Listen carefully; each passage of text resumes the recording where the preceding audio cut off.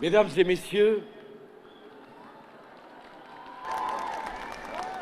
je voudrais vous dire la joie et l'émotion qui sont les miennes d'être aujourd'hui en Arménie, quelques jours seulement après la célébration du 20e anniversaire de votre indépendance sur cette place de France qui dit bien les liens qui unissent nos deux pays. La statue de Rodin, dédiée au peintre Jules Bastien Lepage, qui est dévoilée aujourd'hui, achèvera de donner à cette place le visage de l'amitié entre la France et l'Arménie. Depuis toujours, mes chers amis, l'Arménie est dans le cœur des Français.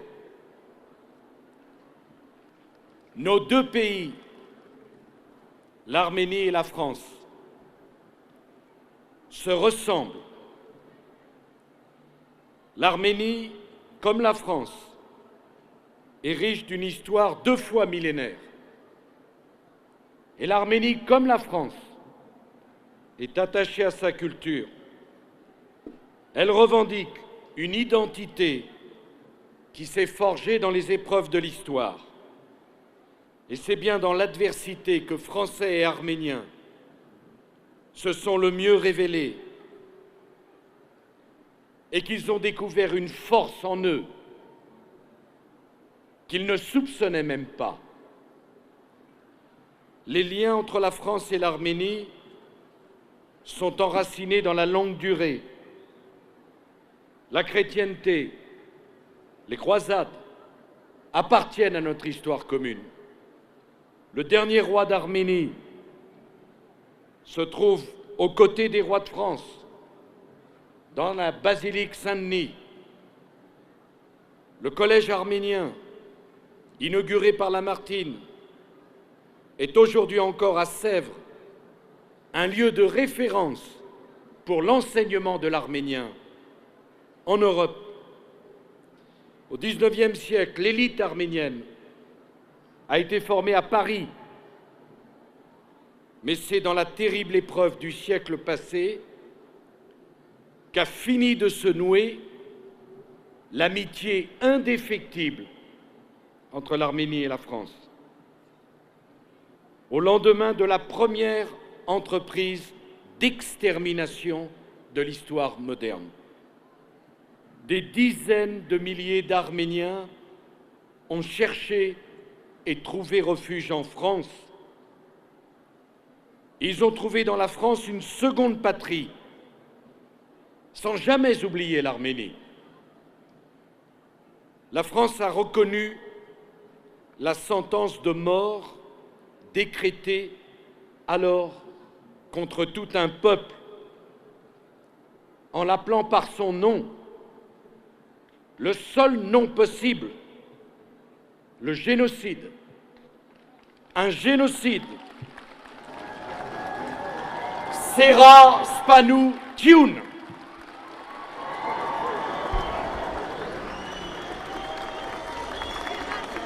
Ici à Erevan, je veux dire à la Turquie qu'elle doit regarder son histoire en face.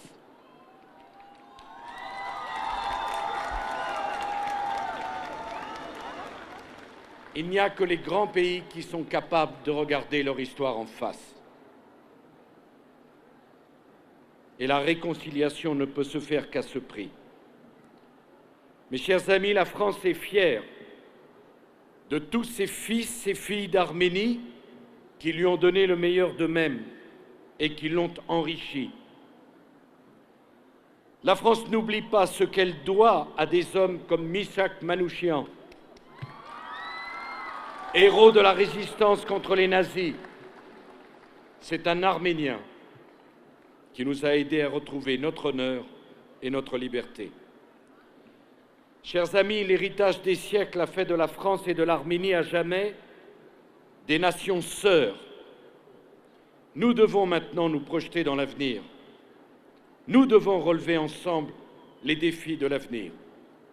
avec la fin du communisme, avec la fin de l'Union soviétique, l'Arménie a retrouvé la maîtrise de son destin.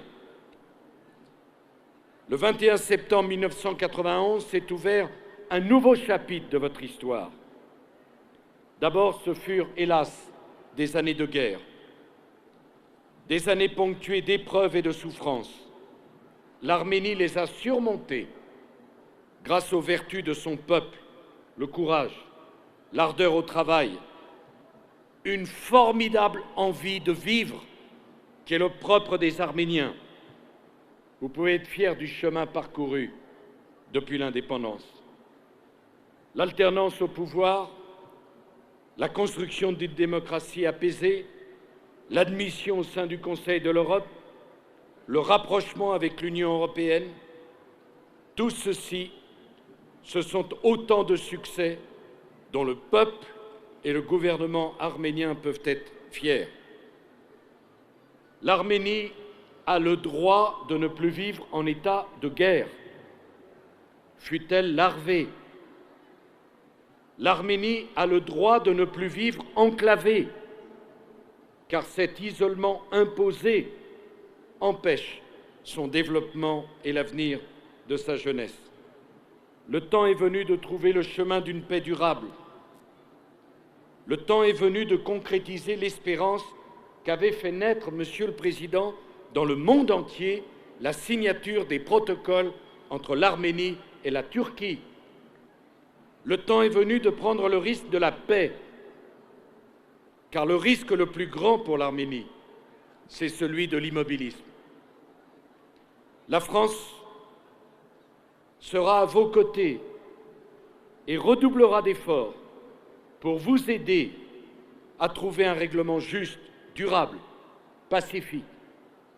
Aucun pays mieux que la France ne comprend ce que représente pour l'Arménie le Haut-Karabakh. Aucun pays, plus que la France, ne mesure le poids de la Turquie dans la mémoire collective arménienne.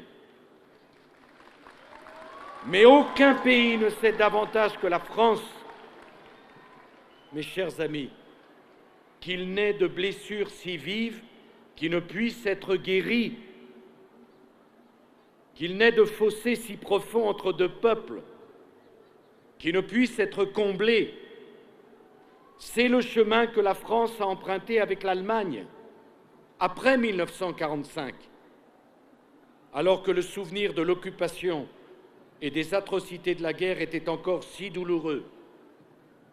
Eh bien, c'est sur les ruines du conflit le plus meurtrier de l'histoire qu'a été renouée l'amitié entre deux peuples, le peuple allemand et le peuple français.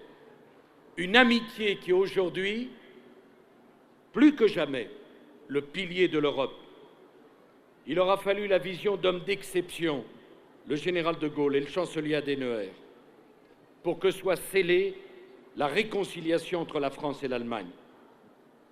Eh bien, Arméniens, Azerbaïdjanais, Turcs, c'est ce chemin qu'il vous faut à votre tour emprunter. Il n'y en a pas d'autre, c'est le chemin de la paix. Je sais que le peuple arménien en a la volonté et que son président en a l'étoffe. Eh bien, c'est ce même message de paix que je porterai tout à l'heure à Bakou et que j'adresserai aux dirigeants turcs. La France aidera l'Arménie. Elle aidera l'Arménie à développer son économie. La France et ses entreprises seront à vos côtés. Nos deux économies ont commencé de se lier l'une à l'autre. Nos deux peuples aiment travailler ensemble parce qu'ils se respectent, parce qu'ils ont en partage des trésors de culture et de civilisation, parce qu'ils se comprennent. Je pense à l'Université française d'Arménie, d'où sortent chaque année plus de 200 jeunes économistes et juristes arméniens. Je pense aux 250 écoles arméniennes qui enseignent le français aux écoles bilingues, maternelles, primaires et professionnelles. Je pense aux centaines d'étudiants arméniens qui étudient dans les universités françaises. et je les souhaite encore plus nombreux pour l'avenir. Eh bien, le moment est venu de franchir une nouvelle étape avec la création d'un véritable lycée français ici, en Arménie, à Erevan, qui, de la maternelle à la terminale, formera les élites francophones arméniennes de demain. C'est la décision que nous avons prise. Le temps est venu, Monsieur le Président, pour l'Arménie de devenir un membre à part entière de la grande famille francophone.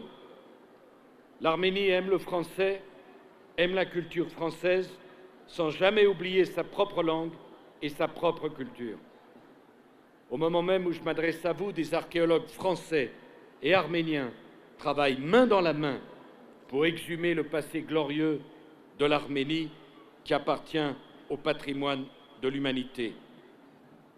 Il existe entre nos deux pays une soif de culture partagée qui a peu d'équivalent dans le monde.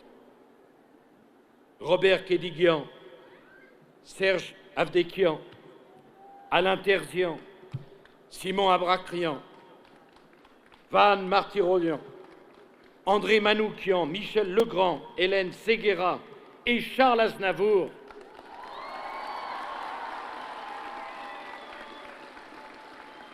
ce sont de grands Français et de grands Arméniens. C'est tout le génie de notre mélange qui est incarné dans ces personnalités. Alors, peu de peuples au monde ont traversé au cours de leur histoire autant d'épreuves que le peuple arménien. Plus rares encore sont ceux qui, comme le peuple arménien, ont dû lutter pour leur survie même contre des forces qui voulaient vous anéantir. Eh bien, si la nation arménienne célèbre cette année le 20e anniversaire de son indépendance, c'est à elle-même qu'elle le doit, car les peuples victimes de génocide savent au plus profond d'eux-mêmes que c'est d'abord en comptant sur leur propre force qu'ils sauveront leurs enfants et leur donneront un avenir. La France est fière d'avoir accueilli les enfants persécutés d'Arménie. Ces enfants d'Arménie sont devenus des enfants de France. Bien plus qu'un don, cette statue de Rodin est d'abord l'expression de ce que la France doit à l'Arménie, son ami et sa sœur, qui lui a tant donné par le cœur et par l'esprit. Ketse Ayastaneux, Ketse Franciane, vive l'Arménie et vive la France!